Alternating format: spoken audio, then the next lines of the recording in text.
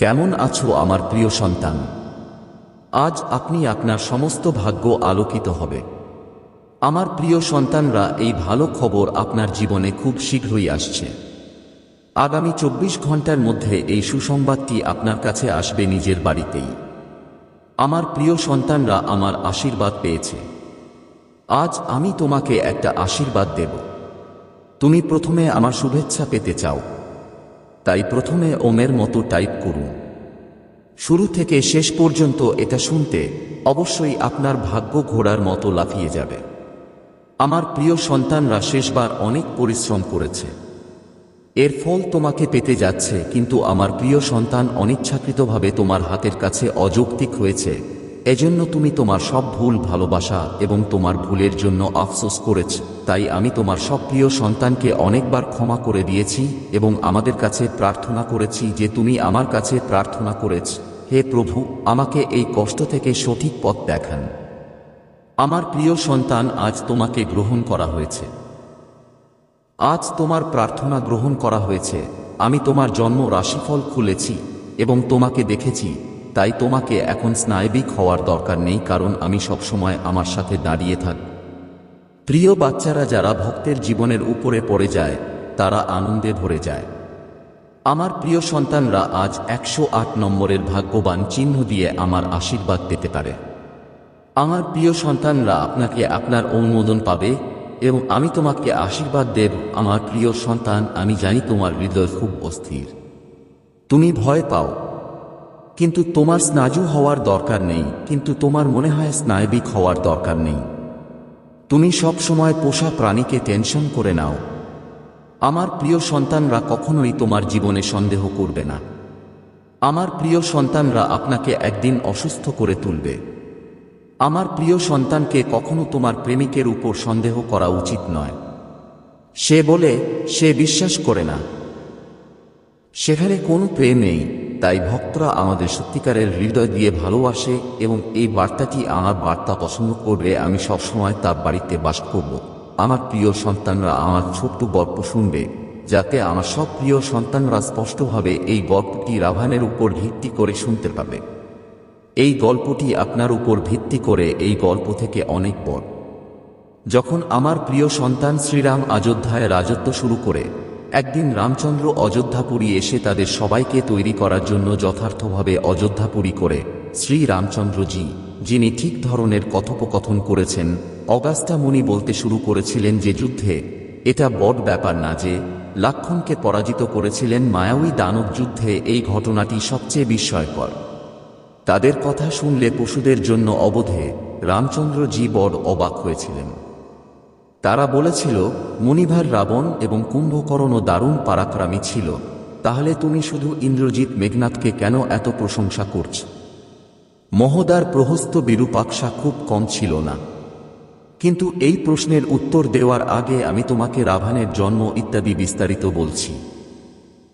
আমার নাম ব্রহ্মাজি এর বুরকিসা নামকরণ করা হয়েছে। যারা একবার মাহগিরিতে গিয়েছিলাম তারা অসাধারণ এবং যোগ্য ছিল, তাই শিদের কন্যা রাজার্ষি ইত্যাদি ছিল।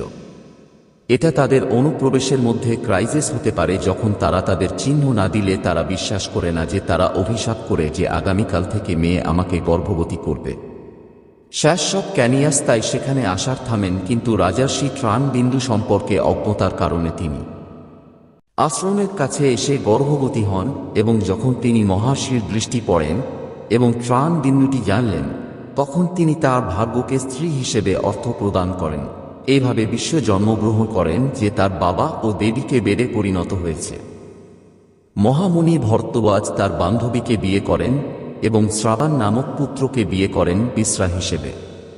তিনি ব্রহ্মাজি এর দেবী এবং পণ্ডিত ছিলেন এবং ইয়াম, ইন্দ্র ও বরুণের দৃশ্যমান লোকপাল পোস্টটি খুঁজে পান। তারপর তিনি ত্রিভুট পর্বতে তার বাসস্থান তৈরি করেন এবং দৈত্যের উপর রাষ্ট্র শুরু করেন। এবং তারপর তিনি জিজ্ঞাসা করেন যে কুবের এবং রাভানের আগে লঙ্কার মাংসভাগ দৈত্যকে। আমি তখন এটা শুনতে অপরাধী হচ্ছিল। অগাস্টা জি পূর্ব দিকে বলেছিল, ব্রহ্মাজি অনেক জল সৃষ্টি করেছে এবং তাদের সমুদ্রের পানি রক্ষা করতে বলেছে। তারপর সেই প্রাণীগুলোর মধ্যে কিছু লোক বলেছে যে আমরা এটা রক্ষা করব এবং কেউ কেউ বলেছে যে আমরা এর উপাসনা করব। ব্রহ্মাজি বলেছিলেন কিকে এটা রক্ষা করবে এবং এর নাম হবে তা হলো ইয়াক্ষা। এইভাবে সে আমাদের ধ্বংস করতে যাবে এবং ঘোষণা করতে পারবে কিন্তু হেটি ভাইয়াকে বিয়ে করেছে, যে তার ক্ষমতা চুলের নামে জন্ম নিয়েছে, তার পাওয়ার চুলের প্যারাক্রামী পুত্র সুকেশ, যিনি মালভানু মালির 3 পুত্র এবং ব্রহ্মাজি এই আশীর্বাদ অর্জন করেছে যে আমরা ভেঙে পড়ে গেছি এবং কেউ আমাদের পরাজিত করতে পারবে না, এবং তারা চারিয়েছিল। তিনি আশুরাসকে নির্যাতন করতে শুরু করেন। বিশ্বকর্মাকে বলেন একটি সুন্দর শহর বানাতে। এই বিশ্বকর্মা তাদের পাঠিয়েছিল লঙ্কাপুরীকে জানার জন্য। এই বিষয়ে তিনি খুব আনন্দে বসবাস শুরু করেন এবং 7 পুত্রের নাম মন্মাত, সুশীল। তিনি সুমালিকে শুভ্রকরণ পেনাল্টি, সুপ্রিম কোর্টের কাছে শুভ্রকরণ দণ্ড এবং ওজন কর্ণের 10 পুত্রকে সহ্য করার জন্য চমৎকার সংযোজন প্রদান করেছিলেন। মালির পায়ুপথ অনিল ছিল 4 পুত্রের নাম সানসাথী। এই সব কিছু ছিল বিরক্তিকর। আরশি মুনিস তাদের কষ্ট ও দুষ্ট প্রকৃতিতে ভুগছিলেন। যখন আরশি মুনি লর্ড বিষ্ণুর আশ্রয়ে গেলেন তখন তিনি আশ্বস্ত করেন যে দানবদের এই আশ্বস্ত করার পর আমি এই দুষ্টদের ধ্বংস করব। তারা সবাই মন্ত্র দ্বারা মন্ত্রিত এবং মালির সেনাবাহিনীতে ইন্দ্রালোক আক্রমণের জন্য সংগঠিত হয়েছিল। খবর পাওয়ার মাধ্যমে লর্ড বিষ্ণু তার অস্ত্র গ্রহণ করে এবং দানবদের পরাজিত করে সেনাবাহিনীমান মালি সহ অনেক দানব মারা যায়। এবং যখন তিনি নারায়ণ দানবদের দৌড়াতে শুরু করেন তখন তারা নারায়ণকে উত্থাপন করতে শুরু করে এবং যুদ্ধের ভূমিতে ফিরে আসে। সময়ের শেষে তিনি সেই সময়ের ঘাস হয়েছিলেন, লঙ্কা পরিত্যাগ করেছিলেন এবং প্যাটাল থেকে চলে যান এবং লঙ্কা রাজ্যে কুবার রাজ্য স্থাপন করেছিলেন। এখন আমি তোমাকে রাভানের জন্মের গল্প বলি। সুমালি তার কন্যাকে কক্সির কল্যাণে আমি চাই তুমি চূড়ান্ত পরাক্রমী মহর্ষি বিশ্রাভায় যাও এবং তাদের কাছ থেকে ছেলে পেতে। অগাস্ট মুনির দেবতাদের কাছ থেকে আমরা যে ছেলেকে রক্ষা করতে পারি সেও বলতে থাকে যে আগস্ট মুনি ককাসি বিশ্রাভা বলে চলে গেছে। সে সময় ভয়ঙ্কর আঘাতটা চলছিল। আমি আকাশে যেতে চাই আর আমি কাকসির অর্থ জানতে চাইলাম। বিশ্রা বলেন তুমি এই ভালো বেলায় এসেছ, কিন্তু এটা তোমার সন্তান দুষ্ট প্রকৃতি এবং নিষ্ঠুর কর্মা হবে যখন তুমি কক্সির পতন শুনবে এবং বলছ যে ভগবান তুমি এই ধরনের দুষ্ট শিশুকে খুঁজছ না। আশা করি এত দুষ্ট অপসি পাব, তাই প্লিজ আমাকে প্লিজ। কক্সির প্রতিশ্রুতি মুনি বিশ্রা শুনে বললেন ভালো, তোমার ছোট ছেলে সাক্সির জন্ম হবে এবং 10ম মুখের পুত্র দাসগুণা কান্থা অত্যন্ত দুষ্ট ছিল, কিন্তু তোমার ভাই ভাসরাম এবং দাসাগুণা তোমার ভাই ভাসরামের চেয়েও শক্তিশালী হয়ে উঠবে। আবাধ যাও। ব্রহ্মাজি ভচিসেনা বলে তার ইচ্ছা পূরণ করেছেন। বিভীষণ ধর্মে থাকার ইচ্ছা খুঁজে পেয়েছিল এবং কুম্ভকরণ বছরের পর বছর ধরে ঘুমিয়ে থাকার বন্ধন খুঁজে পেয়েছিল। তারপর গ্রিড লঙ্কার বাদশাহকে তার রাজ্যকে তার দেশ হিসেবে পাঠিয়েছিল।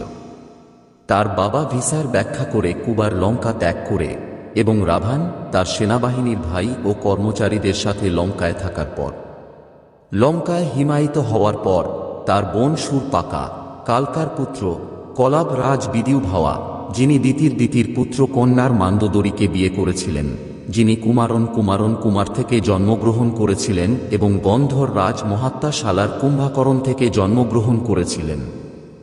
কিছু সময়ের পর মান্দোদরী মেঘনাথের জন্ম দেন, যিনি বিশ্বকে পরাজিত করেছিলেন।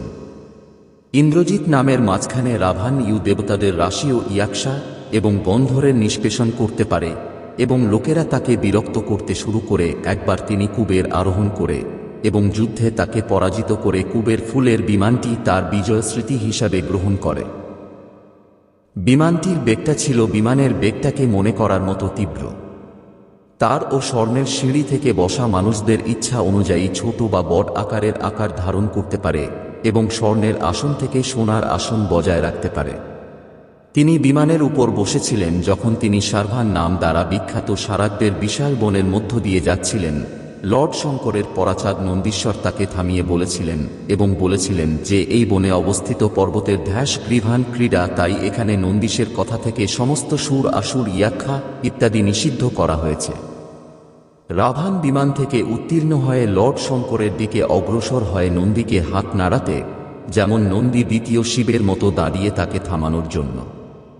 তাকে দেখে তার মুখের বিপরীত রাভান আঘাত করছিল এবং সেই গুসের রক্ষক ছিল, বলল যে দাসানান, তুমি আমার সঙ্গীত রূপকে অবজ্ঞা করেছ, তাই তোমার মোট ধ্বংস করার জন্য এই ধরনের চতুর রূপ তৈরি করবে। এবং রাভান লক্ষ্য করেনি যে রাভানও এই ব্যাপারে মনোযোগ দিয়েছে এবং বলেছে যে পাহাড়ের যাত্রা বাধাগ্রস্ত করেছে।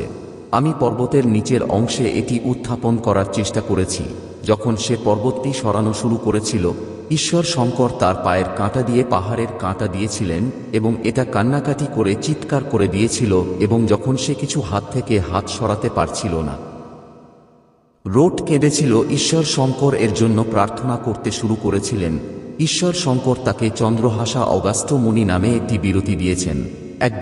একদিন হিমালয় প্রদেশ পরিদর্শন করার সময় রাভান অমিত অত্যাশ্চর্য ব্রাহ্মর্ষি কুশ পতাকা প্রিয়তম বেদবতী হিসাবে বেদবত এর স্বাদ দেখেছিলেন এবং তার কাছে আসার পরে এবং তার পরিচিতির জন্য তাকে জিজ্ঞাসা করেছিলেন এবং তার ভূমিকা দেওয়ার পরে তাকে জিজ্ঞাসা করেছিলেন যে আমাকে একটি ভূমিকা দেওয়ার পরে দত্তয়া রাজ শম্ভু, যিনি তাকে ঘুমন্ত অবস্থায় ড্রিল করার ইচ্ছা করেছিলেন এবং তার মা দুঃখে চিতা প্রবেশ করেছিলেন, আমি আমার বাবার ইচ্ছা পূরণ করার জন্য লর্ড বিষ্ণুকে অনুপ্রবেশ করছি।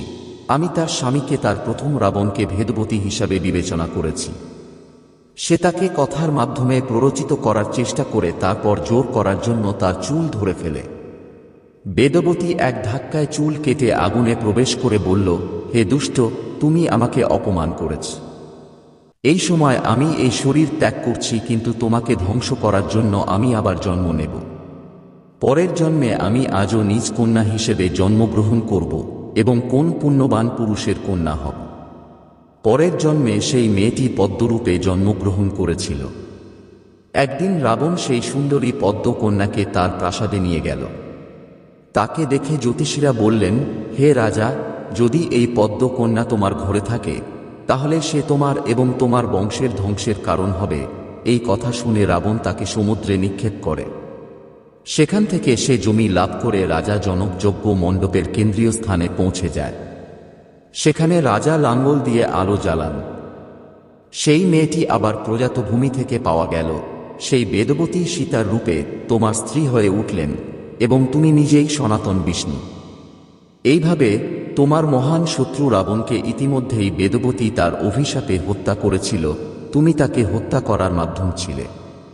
অনেক রাজা সম্রাটকে পরাজিত করে দশগ্রীব অযোধ্যা শাসনকারী ইভাক রাজবংশের রাজা অনরণের কাছে পৌঁছেছিলেন। তিনি তাকেও দ্বন্দ্বযুদ্ধ করতে অথবা পরাজয় মেনে নিতে চ্যালেঞ্জ করেছিলেন। উভয়ের মধ্যে এক ধ্বজাবহ যুদ্ধ হয়েছিল, কিন্তু ভগবান ব্রহ্মার বরদানের কারণে রাবণ তার কাছে পরাজিত হতে পারেননি। অনরণের দেহ যখন মারাত্মকভাবে বিকৃত হয়ে গেল, তখন রাবণ ইক্ষ্বাকু রাজবংশকে অপমান ও উপহাস করতে শুরু করলেন। এতে ক্ষুব্ধ হয়ে অনরণ তাকে অভিশাপ দিলেন যে তুমি তোমার ব্যঙ্গাত্মক কথা দিয়ে ইভাক রাজবংশকে অপমান করেছ, তাই আমি তোমাকে অভিশাপ দিচ্ছি যে মহাত্মা ইভাকের এই রাজবংশে দাশরথ নন্দন রাম জন্মাবে, যে রাজা স্বর্গীয় বেহেশতের জনক স্টারাজ এবং তার ভাই সুগ্রীব তাকে হত্যা করবে না, যা সে শক্তিশালী মনস্টার বা মানুষ খুঁজে পেয়েছে। সে একবার শুনেছিল যে কিন্দাপুরীর রাজা বালুয়ান এবং পরাক্রমীর রাজা, তাই সে তার সাথে যুদ্ধ করতে গিয়েছিল। বালিরের স্ত্রী স্টারাজ এবং তার ভাই সুগ্রীব তাকে ব্যাখ্যা করেছিলেন যে এই সময়ে তিনি বালানগরের বাইরে সন্ধির উপাসনা করতে যাচ্ছেন। আপনি যদি অমৃত পান করতে এসেছেন তাহলে পরাক্রমীকে কিছুক্ষণ আপনার জন্য অপেক্ষা করতে পারে। সুগ্রীব বলেন যে দানবরাজ বালিদের মতো হার্ট স্ট্যাকিং করছে। যদি এমন কিছু হয় তাহলে বালি তোমার সাথে সংঘর্ষ করবে। তোমার জীবনের শেষ মুহূর্ত হবে যদি তুমি খুব দ্রুত মারা যাচ্ছ। তুমি দক্ষিণ সাগরের উপকূলে যাচ্ছ আর তুমি সুগ্রীবায় দেখা যাবে এবং সমতলে হাঁটবে। সাথে সাথে সাথে দক্ষিণ সাগরে চলে যাবে, যেখানে বালি তাড়া করে ধাক্কা দিচ্ছিল। সে ভেবেছিল আমি বালিকে শান্তভাবে আক্রমণ করব। বালি রাভানকে দেখেছিল, কিন্তু সে কৌতুককে বিভ্রান্ত করেনি এবং বৈদিক মন্ত্রের উচ্চারণ করেছে, কারণ রাভান তাকে ধরতে পিছন থেকে হাত বাড়িয়েছিল। ভিজিল বালি তাকে তার হাতের উপর চাপিয়েছিল এবং তার বগলের উপর দিয়ে আকাশ উড়েছিল এবং বালির উপর চতুর করছিল, কিন্তু সে রাভানের মন্ত্রী এবং তার অনুসারীদের তাকে উদ্ধার করার জন্য চিন্তা করেনি, কিন্তু তারা বালি পৌঁছাতে পারে না। এভাবেই বালি রাবানা দিয়ে পশ্চিম সাগরের উপকূলে দৌড়ে পালিয়েছিলেন। সন্ধ্যা ভগবান শেষ করে তিনি দাসানানে ফিরে এসে তার পাভানকে একটি আসনে ফিরে এসে রাবানাকে তার বগলের কাছে জিজ্ঞাসা করেছিলেন, এখন বলো তুমি কে এবং কে তার কাছে এসেছ? রাভান উত্তর দিলেন, আমি লঙ্কার রাজা রাভান তোমার সাথে যুদ্ধ করতে যাচ্ছি। আমি সেই যুদ্ধ পেয়েছি তোমার অসাধারণ শক্তি পেতে। এখন আমি আগুনের সাক্ষ্য দিয়ে তোমাদের সাথে বন্ধু বানাতে চাই। তারপর তারা আগুনের সাক্ষ্য দিয়ে একে অপরের সাথে বন্ধুত্ব স্থাপন করে এবং তোমার করের চূড়ান্ত প্রবাহের সাহায্যে সম্পূর্ণভাবে অদৃশ্য হয়ে যাবে। আমার উপর নির্ভর করুন এবং আপনার জীবনে ভালো এবং একসঙ্গে আমরা এই বছর একটি আনন্দ এবং আশীর্বাদ করা হবে। বিশ্বাস করো, কারণ আমি সব পরিস্থিতিই পরিবর্তন হতে পারে। যখন তুমি অসুবিধার সম্মুখীন হলে তুমি আমার জিনিস বিশ্বাস করতে পারো। তোমার জন্য আমার অচেনা ভালোবাসা, তোমার ক্ষতি থেকে তোমাকে রক্ষা করার ক্ষমতা আছে, কারণ আমি অন্ধকারকে আলোর দিকে ঠেলে দিতে পারি এবং যারা এই সপ্তাহে তোমাকে ক্ষতি করতে চায় তাদের জন্য জ্ঞান নিশ্চিত করতে পারো। 2024 সালের আনন্দ এবং আনন্দ হিসেবে প্রচুর আশীর্বাদ আশা করো। 2024 সালের শেষের দিকে সমৃদ্ধির সাফল্য, সুখ এবং ভালো সুখ দেখুন 5 কারণ আমি খুশি যে অনন্ত মহাদেব বৃষ্টিতে পেরে খুশি। যারা আর্থিক অসুবিধায় রয়েছে তারা জানো, যারা আর্থিক সমস্যার মুখোমুখি হয়েছে কিন্তু তুমি অবিশ্বাস্য সমৃদ্ধির পথে রয়েছে তোমার অংশের উপর তোমার প্রচেষ্টা ছাড়া। টাকা আসবে আর আসবে। আমার প্রিয় সন্তানরা, এই ভিডিওটি শুনবে যে আমি তোমার ঈশ্বরকে তোমার জীবনের একটি গুরুত্বপূর্ণ পরিবর্তন আয়োজন করছি। আমি তোমার দুঃখকে সুখে পরিণত করব এবং তোমার পরিস্থিতি থেকে ব্যর্থতা প্রত্যাহারের প্রতিস্থাপন করব। আমি তোমার স্বপ্ন থেকে সমৃদ্ধি অনুভব করতে তোমাকে উত্তোলন করব। আশা, শক্তি এবং নতুন বিশ্বাসের সাথে তোমার হৃদয়ে প্রতিধ্বনিত করব, কারণ তুমি যা চেয়েছ তা তোমার কাজ ছেড়ে চলে যাওয়ার জন্য। এখন আমার প্রিয় সন্তানকে, এখন তোমার কাছ থেকে যাবার জন্য যা চাচ্ছ তা জানার জন্য খুবই গুরুত্বপূর্ণ। যদি তুমি তোমার কাজ ভালো করেছ 30 দিন, এমনকি যদি তুমি তোমার কাজ ভালো করেছ, কোনো উন্নতি নেই, কিন্তু এর মানে এই নয় যে ইচ্ছা আপনার কাছে দৃশ্যমান নয়। কিন্তু এমন একটা পরিস্থিতি আছে যা মানুষও আপনাকে থেকে দূরে রাখবে। তারপর আপনি বুঝতে পারবেন যে এখন আপনি সব ক্ষমতা থেকে হাত আর আমার হাতে সবকিছু রেখে চলে গেছেন, কারণ আপনি এখন আপনার হাতে সবকিছু ধরে রেখেছেন। কিন্তু এখন আপনাকে আপনার পরবর্তী পদক্ষেপটি ফিরিয়ে দিতে হবে, যাতে আমার প্রিয় সন্তানরা আমাকে, আপনার মহাদেবজিকে আপনার জীবন দিতে পারে এবং আমার নির্দেশনা অনুসরণ করতে পারে। তাহলে আপনি দেখতে পাবেন যে আপনার জীবনের প্রতিদিন কোনো অলৌকিক ঘটনা।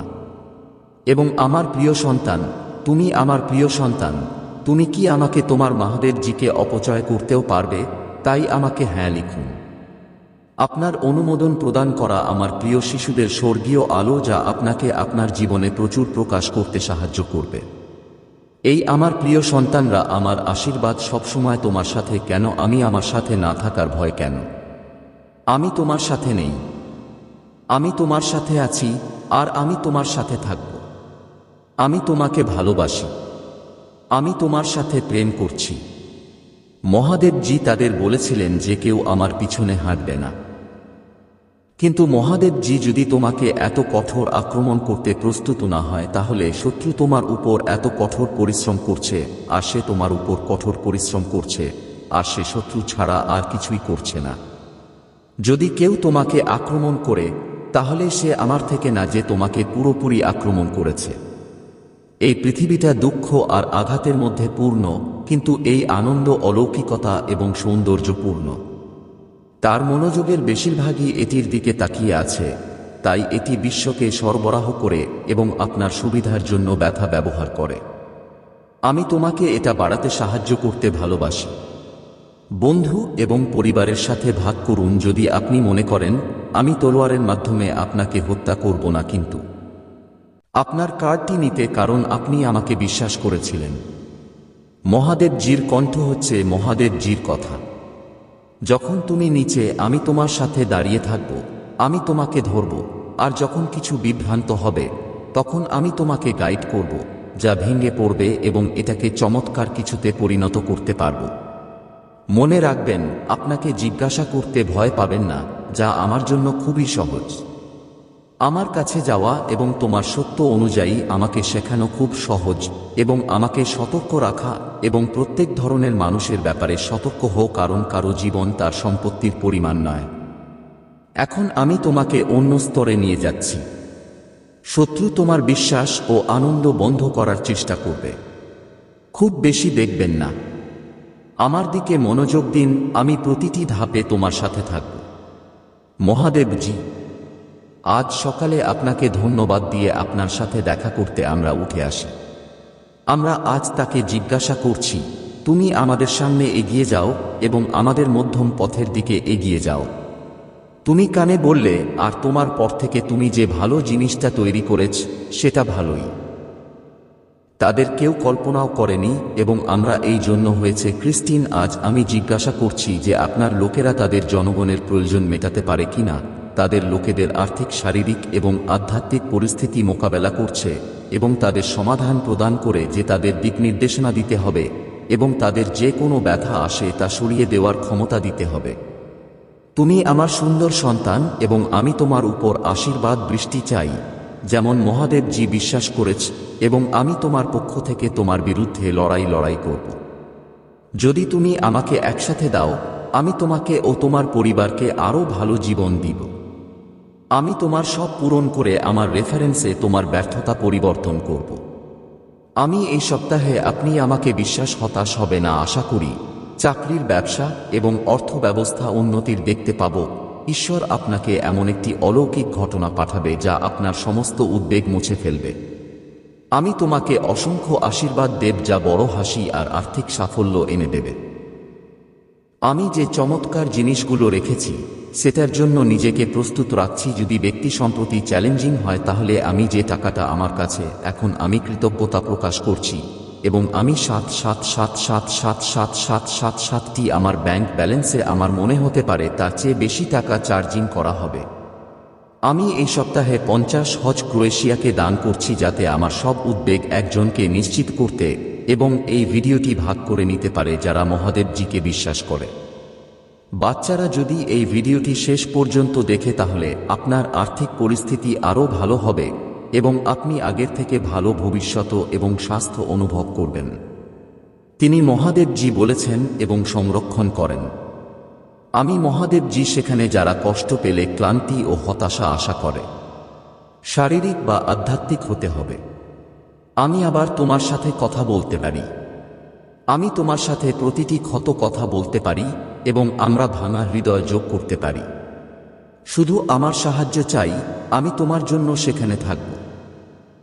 আমি তোমাকে অলৌকিক আশীর্বাদ ও প্রচার পাঠাচ্ছি যাতে তুমি তোমার জীবনের প্রতিটি ক্ষেত্রে এগিয়ে যেতে পারো এবং সফল হও।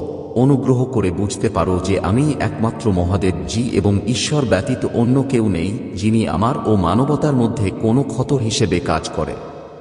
আমি সব কিছুরই সর্বশক্তিমান সৃষ্টিকর্তা এবং আমি শুরু থেকে এবং আগামী মাসে উষ্ণ যোগদানের ঋতুতে আপনাকে দেখছি। আমি আশা করি আপনার জীবনে অসাধারণ সুযোগ এবং প্রচুর আশীর্বাদ পাব। আপনার বর্তমান উদ্দেশ্য এবং আপনার ভবিষ্যতে আশা করার ক্ষমতা আমার আছে। আমি জানি আপনারা অনেকেই সকালের নাস্তা এবং দুঃখের সাথে সংগ্রাম করছেন, কিন্তু স্বাধীনতার ঈশ্বর হিসেবে আমি তোমার পুরো পরিবারের সাথে যে শৃঙ্খলগুলো বাঁধতে পারার ক্ষমতা রাখছি তা ভেঙে ফেলার ক্ষমতা, এবং যখন তোমার দরকার হবে এই সব ধরনের মহাদেবজি নাম নিশ্চিত করতে এবং আমাদের চ্যানেলে সাবস্ক্রাইব করতে, যদি আপনি মহাদেবজিকে ভালোবাসেন।